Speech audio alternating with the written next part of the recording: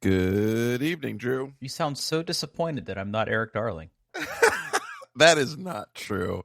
That is not true. I loved last week's podcast. I was hoping you got to listen to it. I did. It was good.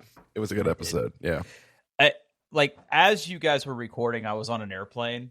Okay. And had I been not completely just absolutely fucked on Xanax, I might have had the gumption to try to do the Wi-Fi from the plane thing. I thought that would have been hilarious, but you know what? Yeah. I was so out of it on those flights. We'll talk all about that later, but yeah, I loved the episode. Loved the episode. But Eric, no but. No buts. Okay. I was a little worried about how it was going to go because when I was talking to Eric about it, he's like, but I don't know what your show's about. And I'm like, well, neither do I. And he was like, do I need to have things prepared? And I'm like, listen, just come to a show with 2 or 3 things you want to talk about. That's literally how we do That's how we do it. That's how we do it. And it just sort of flows. And he was, he was energized. There's a lot he wanted to talk about. I do want to say that just a real quick piece of follow-up is you were talking about that Voltron thing that you bought. I had that exact one as a kid. Nice. Yeah. I looked at it. I'm like, oh yeah, there's those dumb-shaped lions. Yeah, they're absolutely totally dumb-shaped, but I love it. This is the first time I've actually owned it because I didn't have the Panache Place ones as a kid, and I love it. I love it so much. Yeah, it makes me so happy. It makes me so happy. So I wasn't clear from the last show, but you had ordered it, but now it's here. It's here. Yeah, I have it. Yeah. Yep. Oh, cool. I'm very happy. Yep. And if I remember correctly, they're not plastic; they're metal. There's a lot of plastic on there. Yeah, still. I'm not saying there isn't, but I seem to remember that the central black lion had large chunks of metal on it. Yeah, it's a little bit more reinforced than the others because it has to kind of hold all the weight. Yeah, it's janky, it's weird looking, and I love it. Well, good, buddy. I'm happy for you. Me too. Happy for you. So you had quite an interesting week. Yeah. Yeah. Listen, well, let's talk about it, right? Okay. It's gonna be let's do it. Yeah, it's gonna be a little Drew heavy episode because I'm sure everybody missed me. I'm ready. I'm here. I'm strapped in. Yeah. So last week, obviously, Eric was recording because I was traveling internationally for work. I was in Israel, of all places, and you know what? It was a good trip. Not gonna lie. Good. For all my travel anxiety and for everything that I complain about with airplanes, it was a good trip. I had a great time. I got to work with some really great people while I was there, and it was very productive. But the logistics of traveling, literally halfway around the world. Yeah. A little more than halfway around the world, right? Because no, that's not true. Maybe, I don't know. It was far. It was far away. Yeah, I can imagine. How long was the flight? Getting there, the flight was 10 and a half hours. Coming back, the flight was 12 hours. Okay. Yep. And that doesn't count the 2-hour flight to New York because let's face it, you're not getting anywhere direct from Columbus unless it's Atlanta, Orlando, yeah. Vegas. Okay. You can get to Vegas from Columbus. Yeah, that's about it. God damn it. Uh-oh. No, I just got a text. Some people were supposed to come mulch tomorrow, and they have a machine malfunction, so they're not coming until Monday. Oh, no, whatever. Yeah. So it was a long trip. But let's before we get into that, quick thing that I spent money on is I had to buy some new luggage. Okay. I also have to buy some luggage, so okay. please let me know what I should buy. Well, or what I shouldn't buy, more importantly, I guess. Well, here's the thing. My problem was I was going to Israel for 7 days, and it wasn't like I was going to Vegas for 5 days or Seattle for 4. This was very much in the I'm probably not going to be able to do a carry-on territory. Oh. Because on international flights, like you usually get one check bag free. So it was. The problem is, like, I have luggage that I can check at home, but it is ungodly large. Like it is very large. And like I have one very large Del C suitcase that we bought. I can't even remember when. I think it was like probably 7 or 8 years ago at this point. And it's a roller. It's a nice bag. It's like one of those hard, like polycarbonate materials, and it's got a huge capacity. But it would have been overkill for one person for 7 days. I also have a rolling duffel, but we use that for like if we're going to the beach and we have like towels and other shit that we need to bring, or like when we were doing scuba diving and stuff, and like that is a good bag, but I don't think we've used it. I don't think we've used that bag in probably 15 years from the last time we went diving anywhere. So I was in the market for a new suitcase, and just like online mattresses, there is a whole subculture of like what I call capital I internet luggage. Yeah. So I did a little research, and my purchasing decision was primarily based on how fast I could get it. Oh, okay. Because I got this bee in my particular bonnet like a week before I was leaving. Because when I sat down and started like planning out what I needed to pack, because I don't know about you, like it does not take me very long to pack. Like the act of packing does not take me long, but I do think about what I need to take. So I'll spend like I'll make a list. Yep. Yeah. So like when I'm supposed to be paying attention on like a conference call or something, like I will start jotting down. Okay, I need this. Okay, this many. Like I'll open up Excel and I'll type in like the number of days, and then I'll put like underwear, and I'll like do a formula to figure. You think I'm joking? That's not number a joke. of days plus 2. Yep, exactly. Get stuck overnight, you still got a fresh pair. Yep. We're all on the same wavelength. But but I did a little research, and the fascinating thing, right? There's basically 3 big players in this space. There's a company called Monos, a company called Away, and a company called Bayes. I don't know. I don't know how to say nailed it. Yeah. Did I? I don't know. BEIS. The E has a hat. So yeah. Accent aigu. I did some. So here's the interesting thing, right? Like these are like the 3 main brands. Like if you go online and you search for best luggage 2022, like these are all going to be on the list somewhere. And there's a few others that you'll see, like.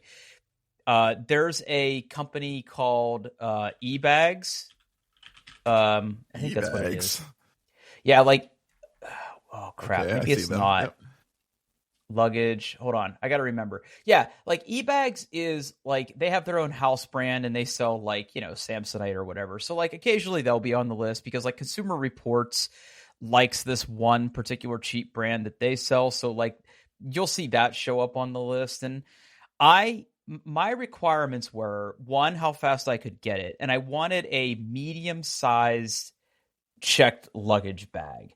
Like something that I could comfortably fit 7 full days of clothes plus extras, like a pair of swimming trunks for reasons I'll get into later. Like stuff to sleep in, stuff to like wear to the office and then maybe change into like if we're going to go out somewhere. So like, I mean, this was a long trip, and again, I didn't want to lug a huge suitcase everywhere. I just wanted something that was slightly bigger than your average carry-on, that was going to be durable and had good storage and any other like innovative, air quotes mine, luggage features. When luggage innovation is just how many straps it has. Okay. Yeah. Like, yeah. But anyway. So what's interesting is like if you do the research, like you'll see these 3 brands show up, and like if you go on YouTube, people will do like there are very entrenched camps, right? It is like this weird like Avatar: The Last Airbender thing where like you have you each one of these is their own little kingdom and they all hate each other. So it's like Like the Monos. Why would you buy that? That's Yeah, the worst exactly. thing you possibly could buy. What are you, a peasant? Like it's Okay. And the interesting thing is, like, price wise, these are all sort of in the same realm. Like you'll pay anywhere from like $270 to $400, depending on like the size and the options that you want. But and some of these are on sale at different times. It's like internet mattresses, right? It's the same sort of shopping experience you're going to get, except for luggage. Now, the interesting thing is, like, I could not for the life of me find a review that reviewed all three. It was always like, here's why Monos is better than Away, and here's why Away is better than Bayes, and here's why Bayes sucks and Monos is great. Or like, it was like always one against the other. Okay. So it was hard for me to sort of figure that out. I would say that probably, other than how fast I could get it, a lot of these companies will tout the fact that you can buy it and return it, but there are like all sorts of asterisks involved with how you can return it. Got it. So make sure you read the fine print on all of these. The one that I ended up buying was, I got my bag from Away. Okay. So awaytravel.com, there'll be a link in the website. They don't sponsor us. Please don't sponsor us. Oh, okay. Yeah. So if you go there, they make all sorts of different pieces of luggage. The one that I got, like, if you go to their website and go to suitcases, and go to checked, I got the medium.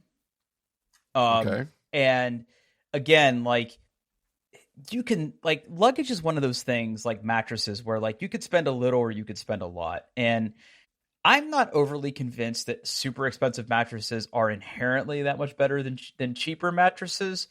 And I think the same thing applies to suitcases. I would say that, like, if you want a metal suitcase, you are going to pay a lot more than if you just want a polycarbonate or fabric suitcase. So I ended up with the medium. It comes in a variety of cool colors. I got the it's like that lighter blue color, Coast. I got Coast. Yeah, I got Coast. This is a really good suitcase. Like it performed perfectly fine. Like I basically did my own little mini torture test, because I had to like wheel this thing from like my hotel to an office one day when I was going to be flying back, and it was like cobblestone, and like everything held up good. Nice. It's very well constructed. Like if you sort of click through the different pictures, like, it's got a couple, it's got a couple really good straps in there for sort of ratcheting things down. It's got this big zippered compartment. The shell is really good. It's really tough, but it's not heavy. Like empty, it is not heavy. It's got a very, very nice handle with multiple positions, and it's a roller, so it like sort of rotates every direction. I'm very happy with it. If you want to spend a little bit more, they also offer what is called the Flex. I don't think they have a medium Flex. Oh, they do. They do have a medium Flex. So the medium Flex adds one more zipper that expands the luggage a little bit for some additional volume. Got it. I didn't need that, so I didn't pay for it. It was, a whole difference of like $50, but whatever. But this is the one I ended up with, and it's fine. Like it does everything that I want it to do, but again, it was all about how fast it could sort of get here. And it has a really nice lock and, yada, yada, yada. But anyway, if you're in the market for luggage, I can safely say that Away is capital P perfectly fine. Like it did everything. It did everything I needed a suitcase to do. So if you are in the market, I like all the different colors it comes in, honestly. Yeah. It's very cute. I am in the market for some more luggage. So, and their carry-ons are, just as cool, right? Like they got, like if I was going to get a carry-on from them, I really like the look of the bigger carry-on with pocket. And then like some of these they offer with chargers. I guess chargers and suitcases are a thing. Yeah. Which makes sense, right? Because if you have a carry-on and you're wheeling it to the gate, you can just like plug your phone into it. One more thing that can catch fire and make an airplane crash. You know how I feel about that. Like, I'm sure we'll get to that. Yeah. But no, of all the ones I looked at, like the other ones, like Monos was, again, I think I was very close to buying a Monos one because it was a little more on sale. I was looking at the chicken medium for that. Again, they come in very similar colors. They look very, very similar. The thing I liked about the monos versus the other is their sort of center compartment had like additional pouches, but the problem was I wasn't gonna be able to get it in time, and their return and their shipping was a little weird. Bayes is cool because they give you a bunch of like laundry bags with theirs, but again, it was not going to get here in time. So it was something I needed, and it did not disappoint. So again, if you're looking for luggage, I would say give away a shot. And like, there's other pieces of luggage we looked at too. Like the weekend before I left, there's a store here in town called Urban Baggery. I don't know if you've heard of it. I have not. Yeah, so Urban Baggery, they used to have a couple shops here in Columbus. They've since consolidated into one. It's up at Polaris now, sort of like on the west end of Polaris.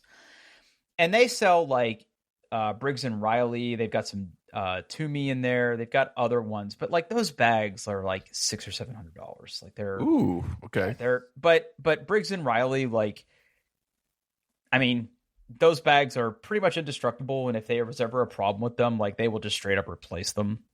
Not that these internet luggage things don't have good warranties. It's just, I don't know, like they're really nice. And like Toomey, there's a Toomey store over at Easton here, but like that luggage is so ungodly expensive. I mean, but it's nice, don't get me wrong, but it's like, that is luggage for people who travel for a living, right? Like those are for people who are on an airplane literally every week, or like flying an airplane every day, right? Like people, like that is just as essential like as like a computer to us, right? Like, so I get it. I'm not the target market segment for that luggage. I would love to own it, but it's not more than you need. More than I need. So trip was good. Like I said, it was a pretty long flight. You know, it's funny. You know, the small little airplanes that are sort of the domain of Port Columbus, aka John Glenn International, they're always very bumpy. I was medicated for every flight, and a little bit drunk. How'd that go? Because I know you had different options in your medication. Yeah, I mean, because the day I left it was raining and very windy, I doubled down on the Xanax, like, as I just knew it was going to get me through the first flight. Okay. So I popped a Xanax at Columbus. I flew to New York, and I had a 4-hour layover in New York. So I basically just sort of hung out at the Delta Lounge in New York and drank and had dinner and like surfed the internet and tried to download comics through Comixology. That app is awful. I couldn't find what I wanted because I was yeah. But then, like, when I got on the airplane to go to Israel, it was like a huge airplane. I was in Delta's Comfort Plus, which is basically economy with just a little more legroom. And I tried some of that new medication, and it did make me sleepy. Okay. I think technically I did sleep a little bit, but it was like very like fits and starts, because it was like, I'm gonna put on Beverly Hills Cop because that's on the infotainment, and like I'd be watching it, and I've seen that movie. I'm sorry. What? It's a great movie. Yeah. Okay. But like, it's a movie. Anyway, I would like watch it, and like I would like sort of just realize that the movie's like at the end. So I feel like I either like just sort of fell asleep for like an hour and then woke up. Yeah, I mean, it was weird because like the flight left New York at like midnight. Okay. So with the time change in the flight, I landed at like 5 p.m. local time. And I was so like tired / sort of still high that like I got off the plane. Oh yeah. Okay. I need to back up. So I almost really screwed the pooch on this trip, actually. I completely forgot about this. So the interesting thing here, Paul, is that I had more COVID tests in the past week than I did like the entirety of like round 1 and round 2 of the pandemic. I would imagine. Yep. Now, so the interesting thing is like I didn't have to wear any mask on any airplanes, even the international flight. But the way this worked was, in order to go to Israel, I had to get a COVID test, a very specific type of COVID test, and I was the window to get the test was 72 hours before the flight. So like literally, I had from like Friday to Thursday to Wednesday to get the test. My plan originally was to get it Thursday, but I was talking to some other people that were going, and they're like, "You should go Wednesday if you could." So like, I went to like Walgreens does it. So like, you go to Walgreens and like you go to the drive-through, and they give you the kit, and you do it. And then like they overnight it to a lab, Oh, and you get your results in an email, and then you have to like upload that test result to your to like your airline.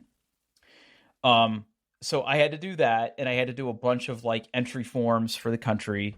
Again, no big deal. It's just that I should have done it ahead of time.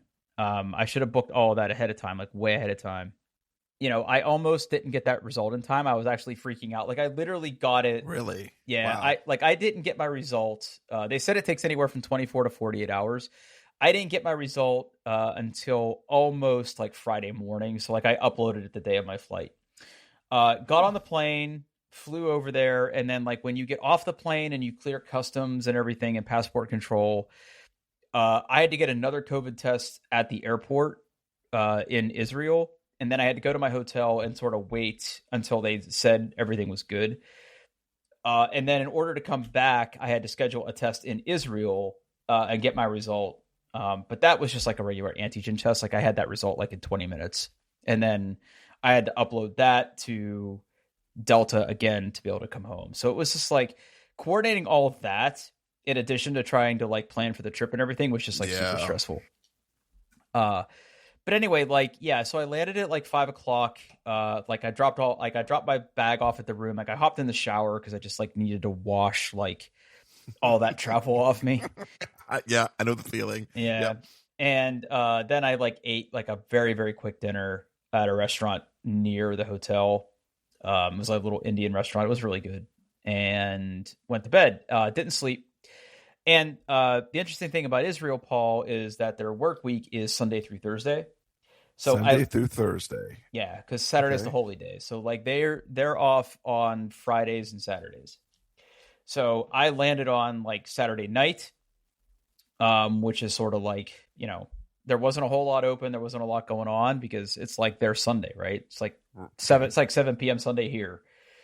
So, you know, had dinner and everything, didn't sleep. The jet lag really didn't hit me until like Monday night.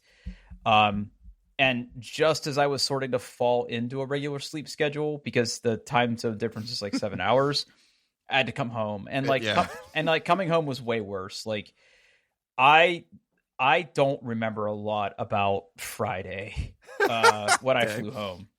I don't even remember the Uber ride to my house, to be quite frank with you.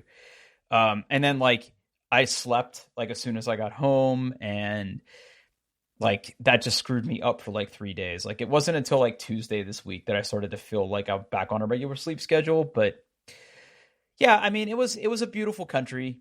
I got to, like I said, hang out with some really, really smart people. The product team that I was working with there is really, really good. Got to eat a lot of things, got to see a lot of things. We had a team offsite on Tuesday where like we went to Jerusalem. Oh, Yeah, and got to like tour that, and like we got to go to like the marketplace there, they call it the Jaffa Market, and like eat and drink our way through that. It was great. It was a really good time.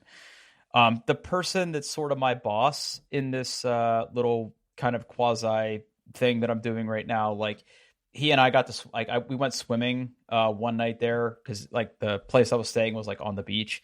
So like we swam out into the Mediterranean quite a bit and, you know, hung out, and that was nice. And then had meetings, right? Just like meetings after meetings after meetings. And I had to prepare some presentations for things that I was working on. So, I mean, it was a busy trip. Don't get me wrong. Like there were pretty good days, and, you know, everybody was super nice. I never felt like I was unsafe or anything. Like it was a good country. Like I would definitely go back.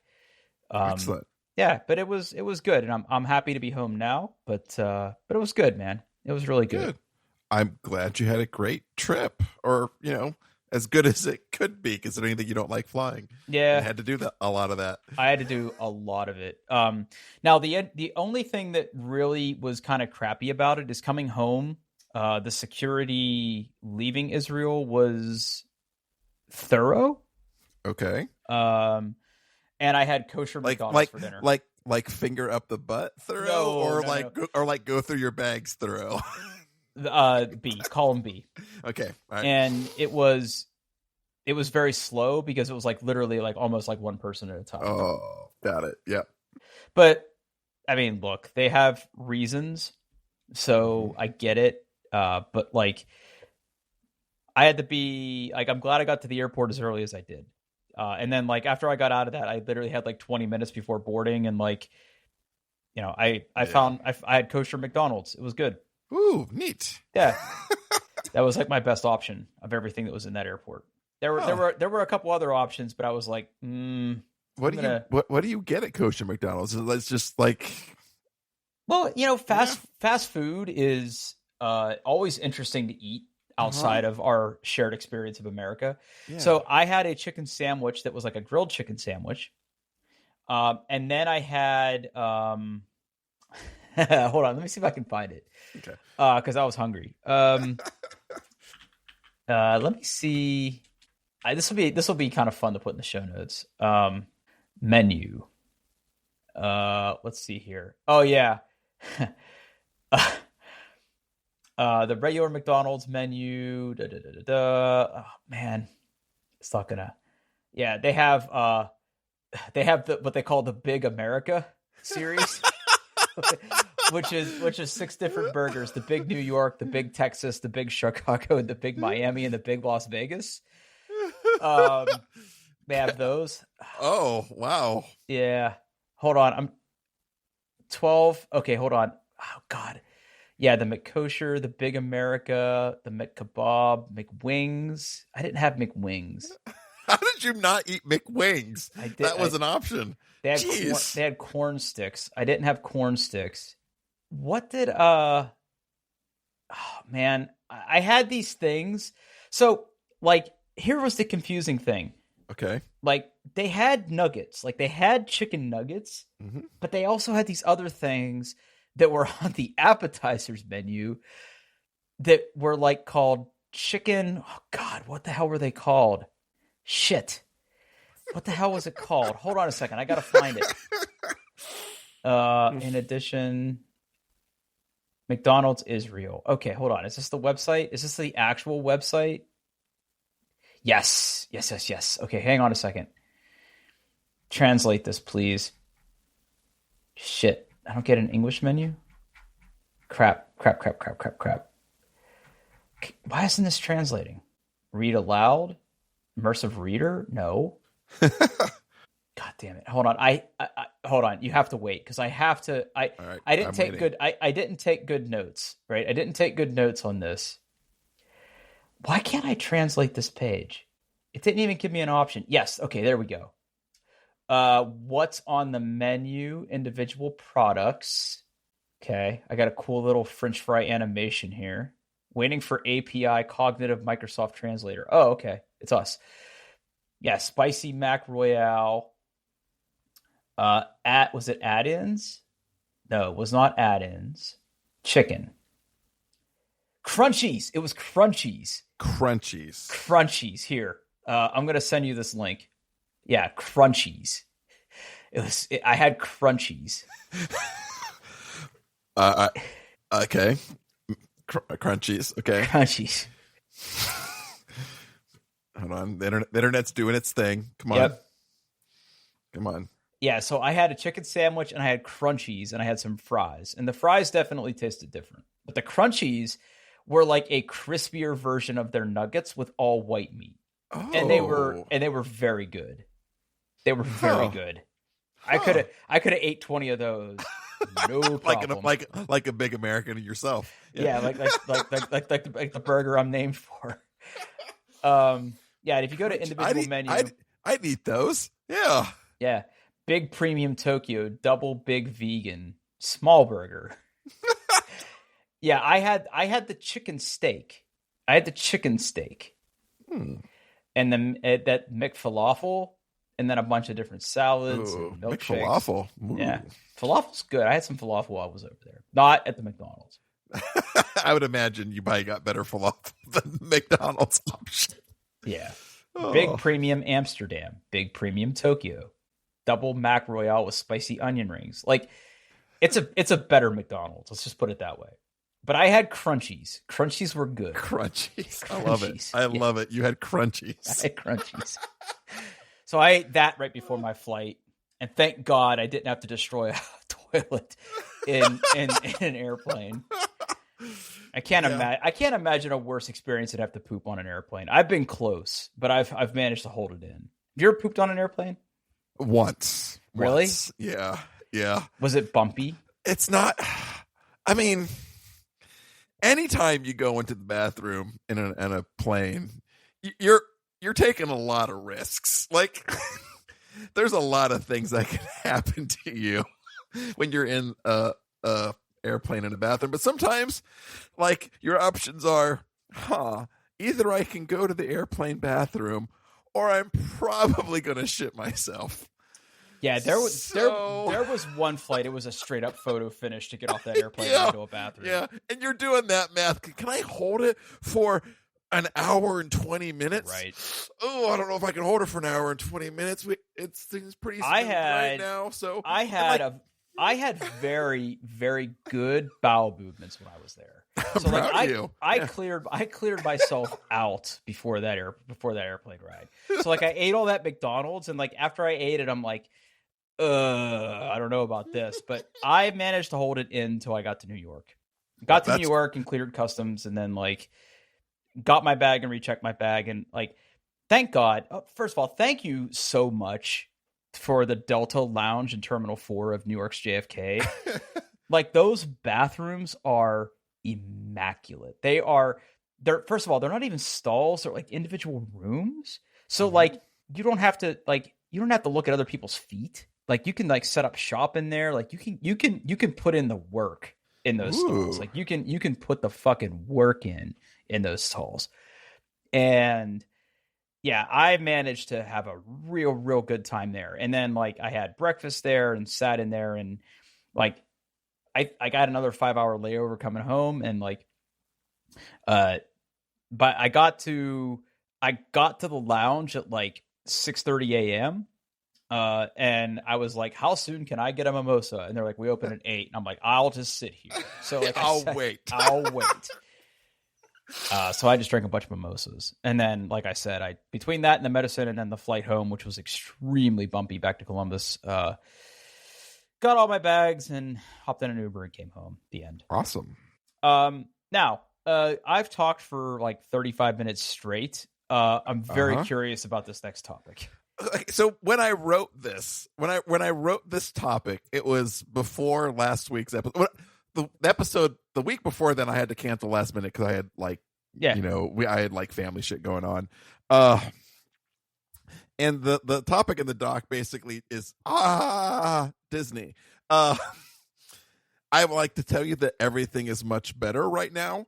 But okay. Can I guess? Can I guess what happened? No, go ahead and guess. Yep. You had the distinct pleasure of their online booking experience for individual activities. So, okay, you are very, very, very close. Okay. So, I just want to point out we have hired and paid money to, in addition to what they get paid from Disney, we gave her extra money. We have hired a wonderful travel agent, and she has been very patient with us and given us good recommendations. An actual travel agent. Yeah. Dude, there's this whole like, so it's kind of like buying a home where like if you get a travel agent for Disney pays the travel agent for like basic services and stuff. But we opted for like the premium package, and that actually means that like she like woke up early in the morning and tried to book our stuff for us. So I assume everybody but me has gone to Disney at some point who's had to do the logistics of planning a Disney vacation. Okay, so so obviously, you know, you can get into Disney and there's a bunch of rides and shows and stuff. But if you want to have like a meal in a particular restaurant or do any kind of other activities, you have to reserve those in advance. And that window starts from 60 days out from your trip. Mm-hmm. So 60 days from your trip, you can log on and reserve a bunch of your stuff, which happened to be like exactly like 2 weeks after we decided that, like, we actually made the plans and like committed and put down the money and bought the plane tickets and stuff. So we had like very little time to like just take in the full breadth of what the Walt Disney World experience has to offer and make some decisions. Yep. And let me tell you, Drew, that is stressful. Yeah, so Woo. So to put it in perspective, right? Like my dear and loving wife, she goes to Disney every year, and I basically have it marked on my calendar the day that she's going to be booking everything, because like I want to make sure that Pi-hole is disabled. I want to make sure that the internet is working, because it is very stressful. It's also very expensive. You need to book. Yeah. You need to book everything. Mm-hmm. The website is. I feel like the website has changed every year, and not necessarily for the better. It's cumbersome. It's hard to navigate. It's slow because you're competing. You're competing with everybody else who's trying to do this all at the same time. It's a shit show. It's a complete shit show. My number one complaint about the website, and it is clear, it is very clear that the marketing department has final override rule on every decision that is made, because clearly no developer or no UX UI designer has won any argument at the WaltDisney.com website. It's bad. It's real bad. It breaks. It doesn't do things well. Like you have to be, it's slow, it's cumbersome, it's like everything you like. Every page has big like hero images that take up like 3/4 of the screen, so you're constantly scrolling down. Right now, like every page has like, hey, if you get COVID in our parks, fuck you messages on the top. So we had to sit down and like go through everything and talk about restaurants and talk about what we wanted to do and talk about, all the parks and make sure we wanted to, there was enough in all the parks to see things and what we wanted to do and like where we wanted to stay. That was a big part of it as well. It's just apps. There was so many decisions, not a lot of time to make them. But luckily, like we handed everything over to our travel agent. She actually woke up early on Mother's Day. Happened to be the day that we had all of our stuff that we wanted. We basically gave her like, here's a bunch of stuff we're thinking about doing, and she's like, well, okay, because now a ticket is not just enough. You can't. A ticket doesn't do anything. A ticket does not get you into the park, Drew. You have to have a ticket and what they call a park pass reservation. Mm-hmm.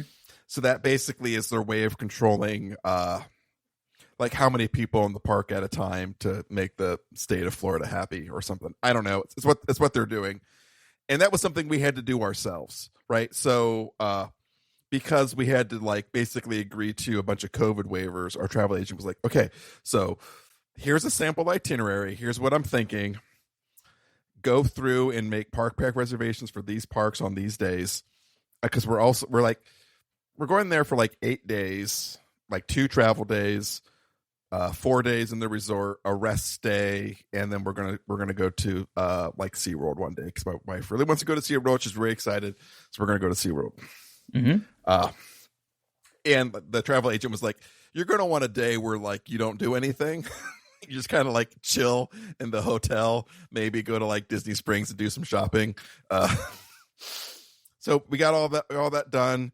Luckily, we got everything. She was absolutely wonderful. She managed to book everything, even some stuff. She's like, well, this particular dining experience is kind of hard to get, but I'll go ahead and try. And she managed to book everything. It was wonderful.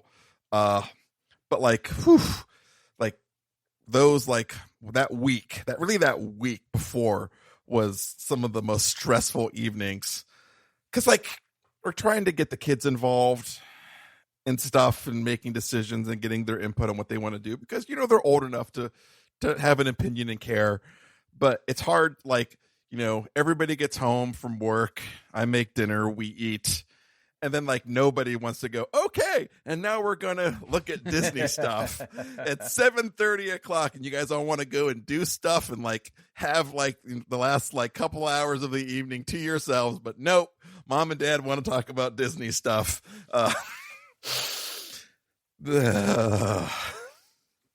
But it's done. Everything is reserved. Everything is booked. Like, give me the rundown. What are the highlights? Like, what are you looking forward to? So like we've got some dining experiences that we're doing. Like the big, we're doing like a brunch in Animal Kingdom at like Tutzker's something or Tutzker's Cafe or something. We are having dinner we're having lunch in the Cinderella Castle at that place because why not? Honestly, I think the thing that I'm the most excited about out of everything is instead of fighting for everybody for like foot space to watch the fireworks at the Magic Kingdom, we paid way too much money to basically have, okay, you show up for fireworks about 30 minutes early. You have a nice dessert. You sit down. They take you to a private area where you can watch the fireworks and get a good view. You don't have to fight with anybody. It was way too expensive. They know what they're doing. They know what they're doing. So I'm kind of excited for that to see how that whole experience goes. Yeah, it's gonna be good. I'm a big like thrill ride kind of like I want to ride the biggest roller coasters. I'm the only person in my family who feels that way, so I expect to like ride only like the mild thrill rides when I'm there because no one else wants to go on any of the big rides with me. But yeah, that's okay. So you'll do Space Mountain then? I don't think we will. Isn't that the roller coaster? Yeah, but like no one. I'm the only person who wants to ride it. That's the thing. Like, oh, so you're not going to ride any roller coasters? Probably not. No. Oh, it's vacation. I know, but it's okay. It's okay, Drew. It's okay. I don't care if I do a damn thing besides like have a couple of meals, maybe sip on a cocktail. Well, the big and I'm just gonna go with the flow. Well, I'm assuming that the kids are sort of gaga for the Star Wars thing, right? So not really. Okay. No. Okay. No. Not really. Like I'm. So what? Okay, so hold on then. Stop. Okay, so the big park that is probably got the kids the most excited is Animal Kingdom. Okay, that's fair. So we're gonna do like one of the behind the scenes safaris there. We're gonna have like it's gonna be nice. Yeah. So now where are you staying? We are staying at the recommendation of our travel agent. We are staying at shit. I'm gonna say this wrong because there's two things called this, and my travel agent was like, there's this one, you don't want to do that, but you want to do this one. Hold on. I'm going to log into the Disney website right now. So I'm watching a spinner go right now. Okay, here we go. Come on, you can do it, Disney. I'm watching a different, smaller spinner. Okay. We are staying at Port Orleans Resort French Quarter. Now, is that one that has water taxi service? So there is. It has the boats to Disney Springs. Yep. Yeah. So, and she recommended this one. I guess like there's also Port Orleans Riverside, which is a much bigger resort. And our travel agent was like, it's just not as nice. The French Quarter is a little smaller, doesn't have like all the big amenities, but like it's basically a smaller little resort, so you're less fighting for traffic getting out of the buses, we really considered doing the staying at the big resort inside of Animal Kingdom. But our travel agent was like, yeah, it's absolutely wonderful. It's more. It was like twice as much, but like, what's money for Disney? Just Right. just. I don't want to. Don't In even for a tell me penny, in numbers. for a pound. Yeah. Exactly. Yeah. But she's like, it's so far away because it's on the other side Right. of the Right. resort. Like, you're basically going to spend at least an hour and a half every day on a bus to Yep. get to where you want to go. And we're like, yeah, maybe we won't do that. So, I'll tell you though, brother, like it's been probably 10 years since I've been to Disney, but they do sort of have the transit kind of down to a science there. Between all of the different ways you can get between the different resorts and the different parks, like you don't need a car, like Yeah. you don't need anything, right? Like getting from the airport to the resort, I think will probably be your biggest challenge. I mean, and hey, that's already taken care of because our travel agent went ahead and there's basically a point where you're like, here's my credit card number. She's like, I got you.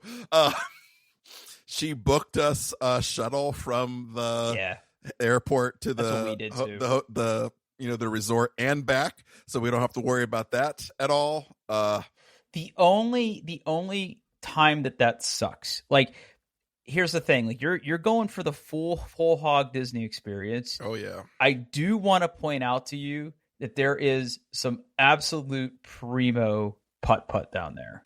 Yeah, so that's one of the things we're thinking about for like our rest day. Yeah. Is doing some mini golf. The kids really like mini golf, so yeah, that's probably what we're gonna do. Yeah. So you'll probably need to Uber that, but there's some absolutely bonkers places to play down there. And then if you're gonna go to a park that isn't Disney related, like I'm sure I'm gonna get this wrong, but like I remember last time we went, I think we went to.